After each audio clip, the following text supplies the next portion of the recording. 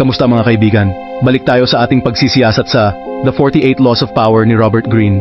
Sa huling episode, tinalakay natin ang mga madilim na katotohanan at makapangyarihang estratehiya ng unang 5 batas.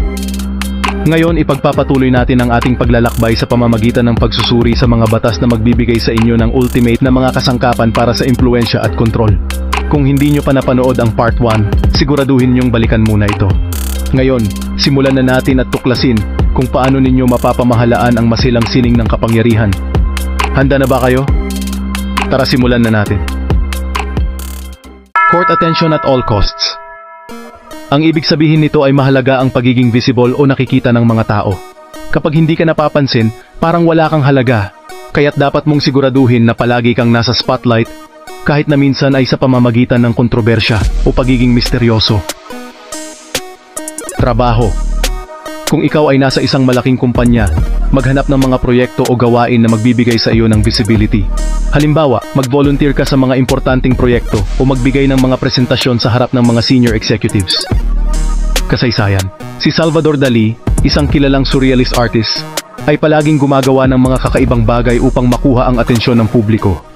Ang kanyang kakaibang pananamit at pag-uugali ay nagbigay sa kanya ng malaking atensyon at naging bahagi ng kanyang tagumpay. Pagkakaroon ng pansin. Ang pagiging visible ay nagdudulot ng atensyon mula sa mga tao na maaaring magbigay sa iyo ng mas maraming oportunidad. Pagiging relevant. Kapag palagi kang napapansin, mas nagiging relevant ka sa mata ng iba. Ito ay mahalaga lalo na sa mga industriya na mabilis magbago. Pag-iwas sa pagkalimot. Ang pagiging nasa spotlight ay nagpoprotekta sa iyo mula sa pagiging nakalimutan. Kapag hindi ka napapansin, mas mabilis kang mawawala sa eksena.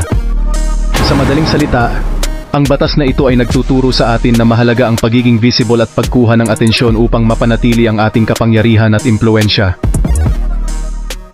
Get others to do the work for you, but always take the credit. Ang ibig sabihin nito ay gamitin ang kakayahan, oras, at enerhiya ng iba upang makamit ang iyong mga layunin. Ngunit siguraduhin na ikaw ang makakakuha ng kredito para dito. Trabaho. Kung ikaw ay isang project manager, maaari mong ipagawa ang mga mahahalagang gawain sa iyong team members. Kapag natapos na ang proyekto, ipresenta mo ito sa mga senior executives at siguraduhin na ikaw ang makakakuha ng kredito para sa tagumpay ng proyekto. Kasaysayan. Si Thomas Edison ay kilala sa paggamit ng mga ideya at trabaho ng iba upang makamit ang kanyang mga imbensyon. Halimbawa, madalas niyang ginagamit ang mga ideya ni Nikola Tesla at inaangkin ang kredito para sa mga ito. Pagiging epektibo. Ang paggamit ng kakayahan ng iba ay nagbibigay daan sa iyo na magawa ang mas maraming bagay sa mas maikling panahon. Pagkakaroon ng kredito. Kapag ikaw ang nakikita bilang responsable sa tagumpay, mas nagiging mataas ang iyong reputasyon at kapangyarihan. Pag-iwas sa pagkapagod. Ang pag-delegate ng trabaho ay nagpoprotekta sa iyo mula sa burnout at nagbibigay daan sa iyo na mag-focus sa mas mahahalagang bagay. Sa madaling salita, ang batas na ito ay nagtuturo sa atin na maging matalino sa paggamit ng resources at kakayahan ng iba upang makamit ang ating mga layunin habang pinapanatili ang kredito at kapangyarihan sa ating mga kamay.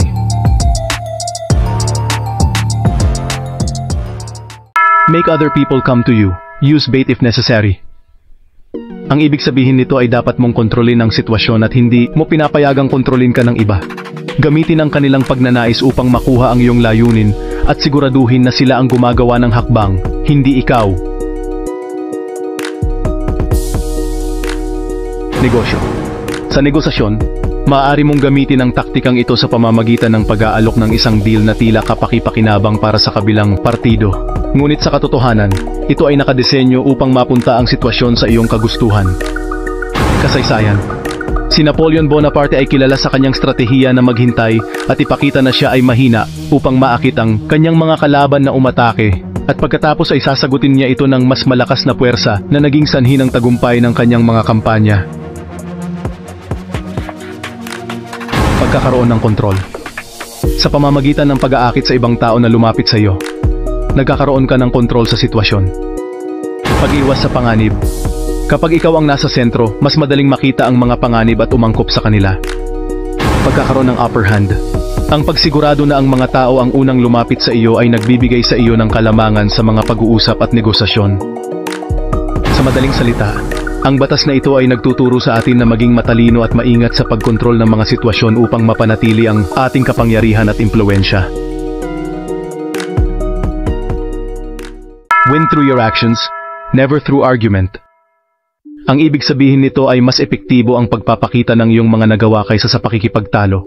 Ang mga tao ay mas naniniwala sa mga konkretong resulta kaysa sa mga salita lamang.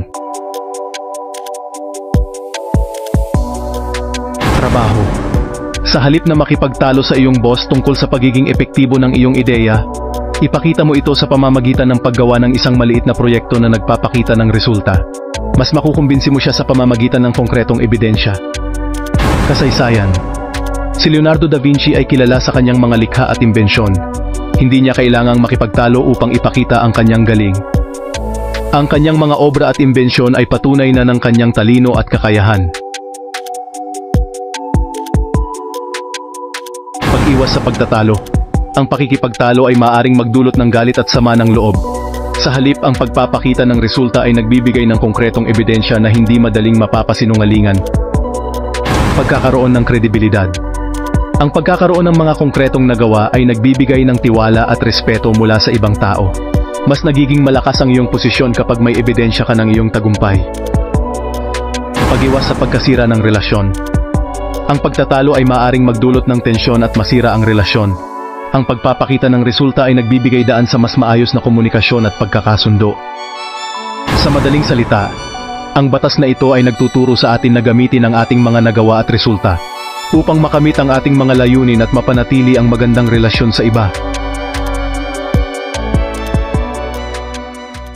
Infection. Avoid the unhappy and unlucky. Ang ibig sabihin nito ay dapat mong iwasan ang mga taong negatibo, laging malas, o palaging problemado. Ang kanilang negatibidad ay nakakahawa at maaaring madamay ka sa kanilang mga problema at kabiguan. Personal. Kung may kaibigan ka na palaging may dalang negatibong enerhiya at laging may problema, baka oras na para limitahan ang oras na kasama siya.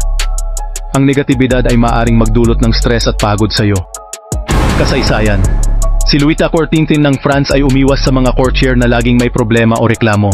Pinili niyang palibutan ang kanyang sarili ng mga positibo at matagumpay na tao upang mapanatili ang kanyang kapangyarihan at impluwensya. Pag-iwas sa negatibidad. Ang pag-iwas sa mga negatibong tao ay makakatulong na mapanatili ang iyong positibong pananaw at enerhiya. Pagiging produktibo. Kapag ang mga tao sa paligid mo ay positibo at matagumpay, mas nagiging produktibo ka rin at motivated. Pag-iwas sa problema. Ang mga negatibong tao ay madalas may dalang problema. Ang pag-iwas sa kanila ay makakapagprotektar sa iyo mula sa mga hindi kailangang drama at komplikasyon. Sa madaling salita, ang batas na ito ay nagtuturo sa atin na piliin ang mga tao na kasama natin upang mapanatili ang positibong enerhiya at tagumpay sa ating buhay. At dito na nagtatapos ang part 2 ng seryeng ito. Kung nagustuhan nyo ito, huwag kalimutang mag-like, mag-subscribe, at i-share ito sa inyong mga kaibigan. Kita-kits ulit sa susunod na kabanata. Hanggang sa muli mga kaibigan.